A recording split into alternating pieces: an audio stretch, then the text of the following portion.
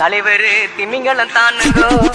ஆறு கடல் சேரும் அந்த இடத்தில் அவங்க இதை பாட்டு விட்ட உழுவ மீன் விட்டதையா பஞ்சாயத்து தலைவரான சுறா மீன் தானுங்கோ பஞ்சாயத்து தலைவரான சுறா மீன் தானுங்கோ அவர் சொன்னபடி 20 கோடி நிச்சயதார்த்த தானுங்கோ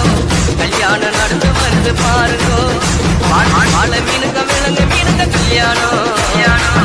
துணி கூட்டம் எல்லாம் ஊரோனோ கடலில் நடக்குதையா திருமணம்